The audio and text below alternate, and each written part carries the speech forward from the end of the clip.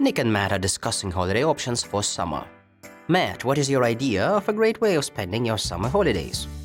Nick, I really fancy the idea of joining a teen camp this summer. Teen camp. Teen camp? How interesting. Have you ever been to such a camp before? Yes, I have. Well, in such a camp you can do lots of activities, develop your skills and have fun. For example, every weekend you go hiking. Go hiking. Before you can go hiking with your team, you have to learn how to set up a tent and build a fire. Set up a tent. Build a fire. You need these skills because you will have to survive a night in the open air. Survive. Wow, that sounds so cool. Have you ever built a fire without matches? Yes, I have, and it is not so easy as you may think. Also, you will learn how to build a tree house. Tree house. How about sports? If you like sports, you can play traditional outdoor sports and even try out extreme ones, like rafting. Go rafting. Every month, the camp holds a rafting competition. Every team is eager to win.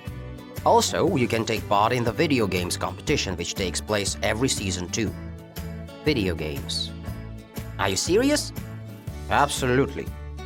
You mentioned that everyone can develop their talents. Could you tell me more about it? Sure. Would you like to have acting classes? Here you go.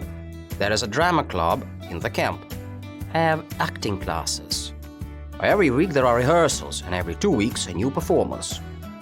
Along with acting classes, you can choose one of the instruments to learn. The most popular one is the guitar because everybody loves sitting around the fire and singing together to the guitar in the evenings. Instrument. Wow, this all sounds so interesting. Where can I find out more information about this camp? I can give you a link to their webpage. Webpage. There you can find out more details about activities and even book a place next summer. Book. Okay, I will take a look. I'd love to go to a teen camp too. It's grammar time. Today you're going to learn about some time markers for present perfect.